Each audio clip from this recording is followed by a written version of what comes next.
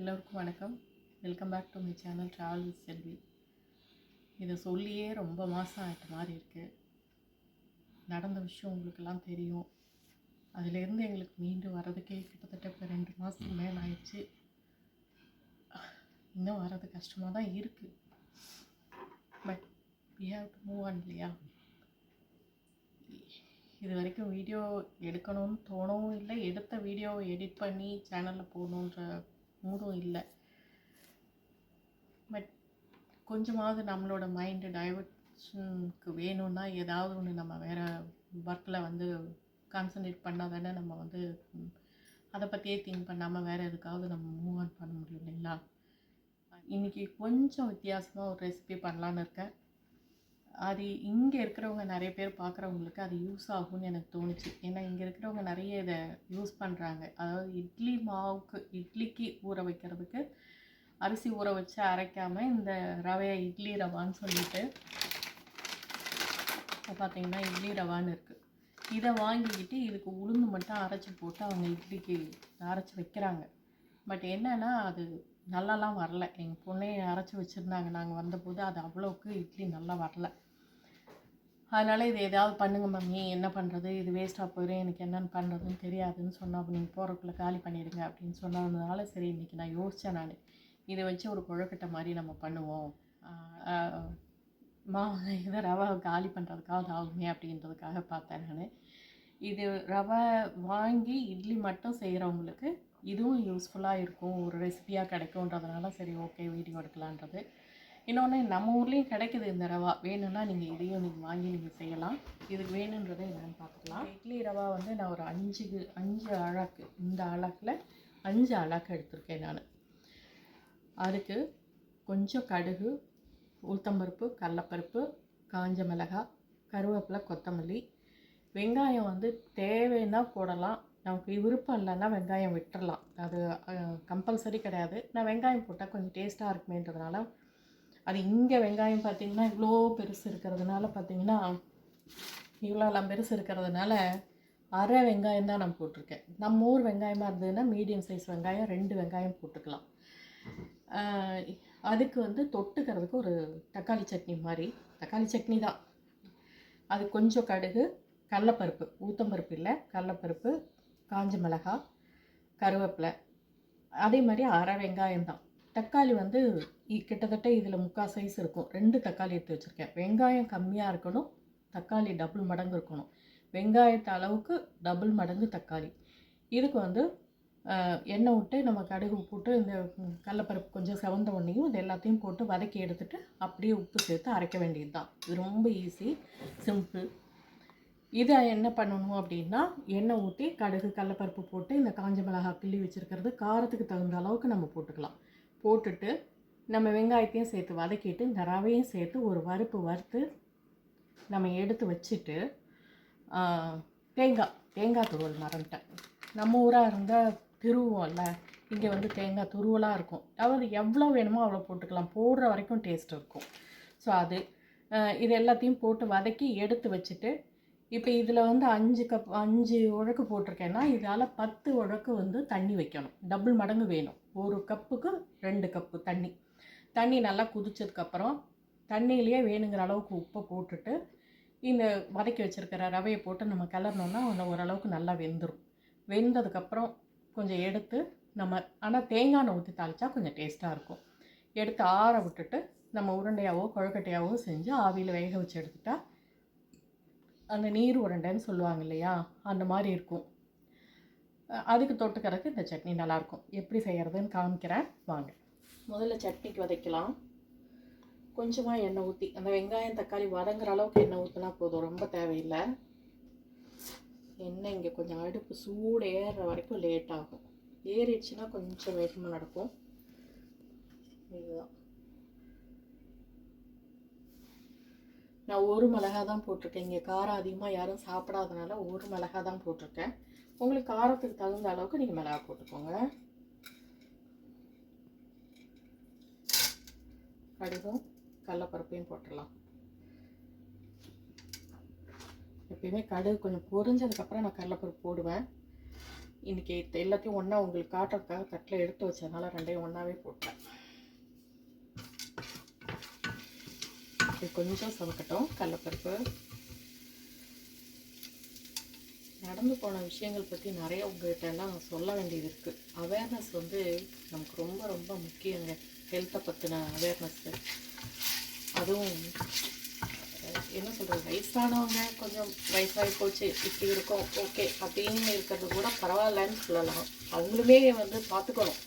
ஏன்னா அவங்களா பேர்டன் ஆகிடக்கூடாது, அடுத்தவங்களுக்கும் பேர்டன் ஆகிடக்கூடாது. அதனால் ஆனால் கொஞ்சம் இந்த மிடில் ஏஜில் இருக்கிறவங்க கண்டிப்பாக அவங்க ஹெல்த்தை வந்து கண்டிப்பாக பார்த்துக்கணுங்க. அதில் வந்து கேர்லெஸ்ஸாக இருக்கவே கூடாது. நான் உங்களுக்கு டீட்டெயிலாக நான் ஒரு வீடியோ மாதிரியே உங்களுக்கு நான் சொல்கிறேன். நான் என்ன பிரச்சனை எல்லாம் கொஞ்சம் என்ன பண்ணுன்னா நம்ம அதெல்லாம் அவாய்ட் பண்ணிக்கலாம் என்னன்றதெல்லாம் நான் சொல்கிறேன் நான் உங்களுக்கு. பாருங்க கொஞ்சம் சவந்துருச்சு ஓரளவுக்கு. இது போட்டால் மறுபடியும் இன்னும் கொஞ்சம் கருகிற மாதிரி ஆயிரும். அதனால் அடியில் இருக்கிறது போட்டால் சரியாக இருக்கும். நமக்கு கருவேப்பிலை போட்டுக்கலாம். கொஞ்சம் கொத்தமல்லியும் போட்டிருக்கேன். கொத்தமல்லி தண்டு மட்டும் நான் போட்டிருக்கேன். நீங்கள் கொத்தமல்லி காலையெல்லாம் ரொம்பலாம் போட முடியாதுங்க. அவங்க விற்கிற விலைக்கு கிலோண்டு ஒரு 2 செடி $2 அப்படி சொல்கிறாங்க. அதை அந்த அளவுக்கு போட முடியாது. அதனால் கொஞ்சமாக தலையை எடுத்து குழக்கட்டுக்கு வச்சுட்டு தண்டை எடுத்து சட்னி போட்டேன். வெங்காயம் போட்டு நல்லா லைட்டாக வதக்கினா போதும். ரொம்ப வதங்கணுன்றது இல்லை. வெங்காயம் ரெண்டுமே ஒன்றா வதங்கினாலே சரியாக தான் இருக்கும்.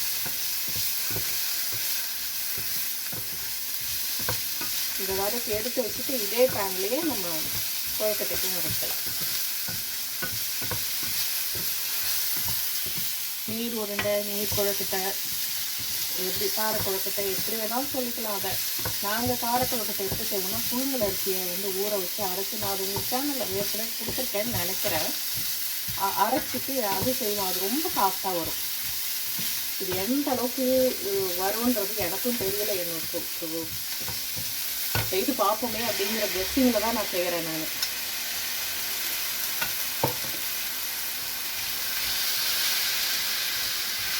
தக்காளி கொஞ்சம் நல்லா வதங்குற வரைக்கும்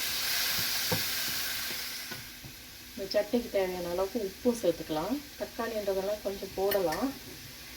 நான் சொல்லுவேன்ல, அங்கெல்லாம் கல் உப்பு தான் எனக்கு பழக்கம், தூள் உப்பே எனக்கு வராதுன்னு சொல்லிட்டு. ஆனால் இங்கே வந்து எனக்கு இந்த தூள் உப்பு தான் இப்போ இருக்குன்றதுனால இதை தான் பழக்கத்தை கொண்டு வந்திருக்கேன்னு வச்சுக்கோங்களேன். கொஞ்சம் பாருங்க, தக்காளி நல்லா வதங்கிடுச்சு. இங்கே தக்காளி ரெட்டாலாம் வராது, இந்த கலர் தான் வரும் உங்களுக்கு. அவ்வளோதான். இந்த அளவுக்கு வதங்கினா போதும். ரொம்ப அப்படியே எண்ணெய் பிரிஞ்சு வர அளவுக்கு வதங்கணும் அப்படின்ற அவசியம்லாம் கிடையாது. இப்போ இதை எடுத்து ஹோட்டலில் வச்சுட்டு இதுலேயே கொழுக்கட்டைக்கும் தாளிச்சிக்கலாம்.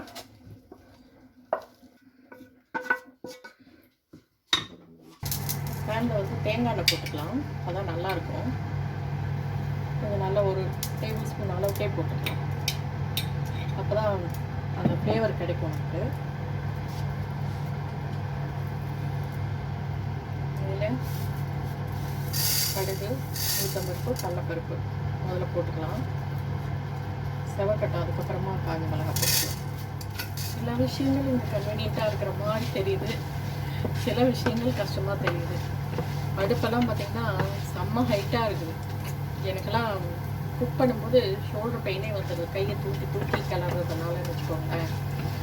இதே நம்ம வீட்டிலனா நம்ம ஊர் பக்கம் நம்ம ஹைட்டுக்கு தகுந்த மாதிரி நம்ம சொந்த வீட்டிலன்னா நம்ம போட்டிருக்கோம் இல்லைங்களா. ஆனால் அந்த மாதிரி பிரச்சனை இருக்காது. இது இந்த அளவுக்கு ஹைட் இருக்காது. ஏன்னா இவங்க வந்து உள்ள அவன் வைக்கிறாங்க, டிஷ் வாஷர் வைக்கிறாங்க, அதுக்கு தகுந்த மாதிரி ஹைட்டு அட்ஜஸ்ட் பண்ணி போட்டுக்கிறாங்கல்ல. அதனால தான் ரொம்ப ஹைட்டு வருது.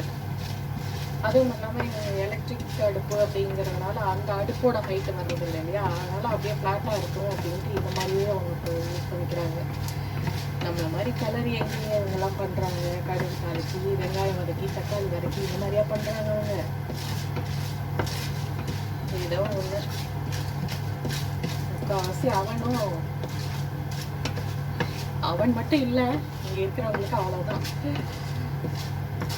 சூடு பண்ணுறதுக்கு மைக்ரோவேவும், கிளி பண்ணுறதுக்கு இந்த அவனும் வேணும். ஓரளவுக்கு கோல்டன் கலர் வந்துச்சு பார்த்தீங்களா? மிளகாய் போட்டுக்கலாம். இப்போ விதைய விட்டுக்கலாம்.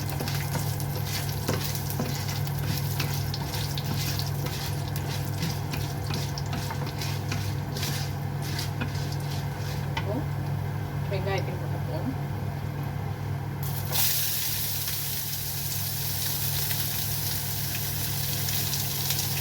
வெங்காயம் வேணும்னா போடுங்க, இல்லைன்னா விட்டுடலாம். சில பேருக்கு வெங்காயம் டேஸ்ட் பிடிக்காது, அப்போ விட்டுடலாம்.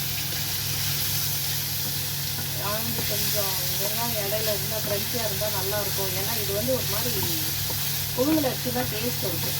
இதில் வந்து கொஞ்சம் பிளண்டாக இருக்கிற மாதிரி தெரியும், டேஸ்ட் கம்மியாக தெரிகிற மாதிரி இருக்கும். அதனால் சரி கொஞ்சம் வெங்காயம் போடுவேன்னு போட்டேன் நான். ஓரளவுக்கு வதங்கினா போதும், ரொம்ப வதங்க வேண்டியதில்லை. கொஞ்சம் அந்த இது போனாலே போதும். ஏன்னா திரும்ப நம்ம மறுபடியும் ஆவியில் வேக வச்சு போகிறோம் இல்லைங்களா? அதனால் கருவேப்பிலை கொத்தமல்லி போட்டுட்டு இந்த ரவையும் போட்டு ஒரு கருப்பி எடுத்துக்கலாம்.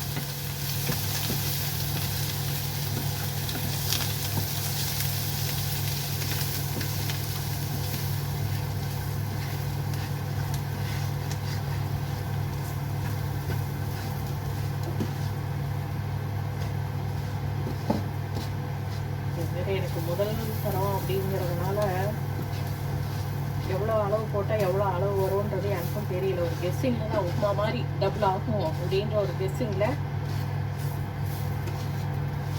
சரி செய்து பார்ப்போம் அப்படின்னு போட்டுருக்கோம்.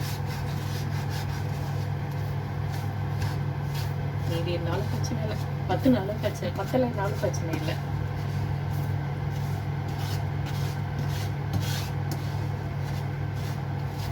அவ்வளோதாங்க, ரொம்ப வறுக்கணுன்ற அவசியம் இல்லை. ஓரளவுக்கு அந்த எண்ணெய் எல்லாம் அதில் பதிஞ்சு இதாகிற அளவுக்கு இதை எடுத்து கொட்டிட்டு இதுலேயே தண்ணி ஊற்றி நம்ம கொதிக்க விடுவோம். அப்படியே கூட ஊற்றலாம், ஊற்றுனீங்கன்னா கட்டி ஆகிடும் சம்டைம்ஸு. அதனால் தண்ணி ஊற்றிட்டு கொதிக்க விட்டு அப்புறமா போட்டுக்கலாம் ரவையை.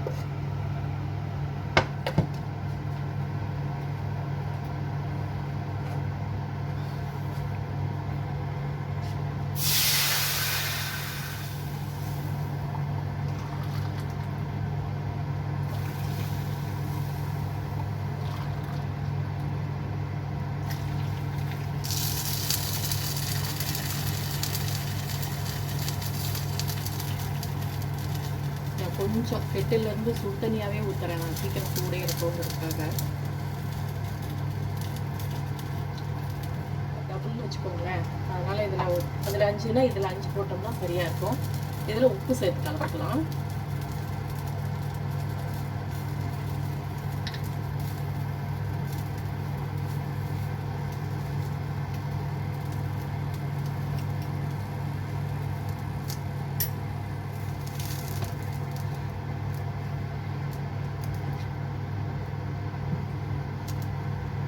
உப்புமா மாதிரி தான் உப்பு போடுறது. உங்களுக்கு தண்ணியில் நீங்கள் டேஸ்ட் பார்த்துக்கிட்டு கூட நீங்கள் வந்து திரும்ப மறுபடியும்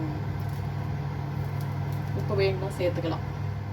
இங்கே வந்து எவ்வளோ வீடியோ எடுப்போங்க, ஒரு வீடியோ கூட எடிட் பண்ணி போடுற அளவுக்கு முடியவே இல்லை, எல்லாம் அப்படியே இருக்குது. இப்போ மேலே மெதுவாக ஒன்றுனா கொஞ்சம்.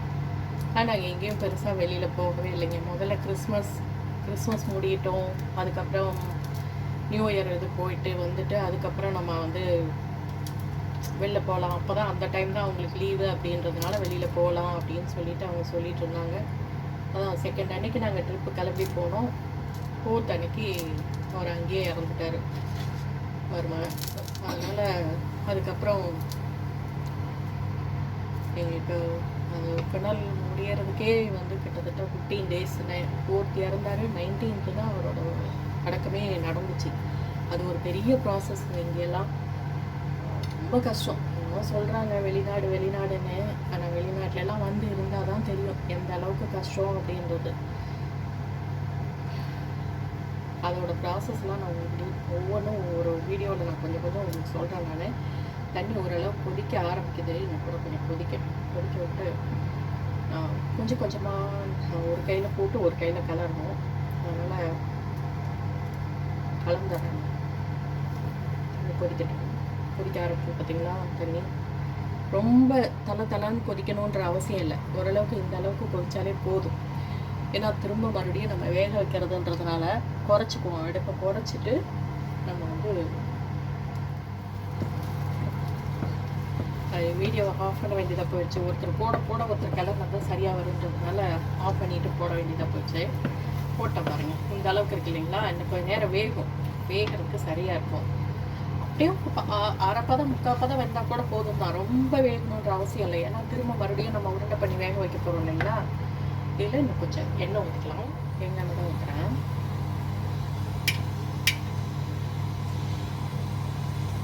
இதிலே உங்களுக்கு பிடிக்குது இன்னும் கொஞ்சம் காய்கறி ஏதாவது சேர்க்கலாம் உங்களுக்கு தோணுச்சுன்னா கேரட் துருவல் கூட நீங்கள் ஆட் பண்ணிக்கலாம். இதில்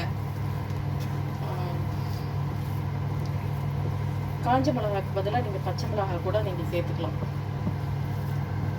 ஒரு சிலர் இதில் தாளிக்கும் போது ஜீரகம் சேர்ப்பாங்க.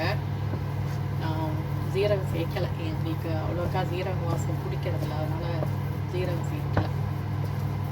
அவ்வளோதாங்க. கொஞ்சம் நேரம் ஆறுச்சுன்னா இது அப்படியே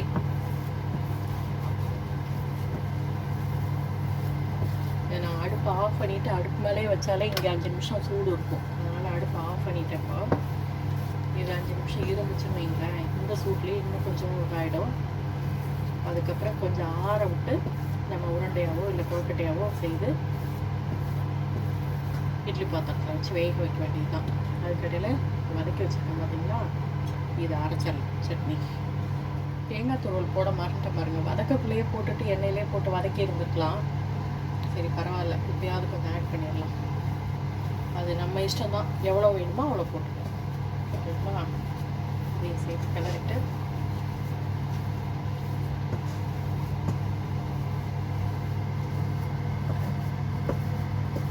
இது அப்படியே உப்புமாவே சாப்பிட்றலாம் போல. அப்படிதான் இருக்குது இது. ஆனால் டேஸ்ட் கம்மியாக இருக்குது. உங்களுக்கு ரவா உப்புமா மாதிரி டேஸ்ட் வரல. இது டேஸ்ட் வந்து வேறு மாதிரி இருக்குது, கம்மியாக இருக்குது. ஸோ இன்னொரு தடவை உங்களுக்கு வேக வச்சு எடுத்தோம்னா தான் கொஞ்சம் நல்லாயிருக்கும் தோணுது.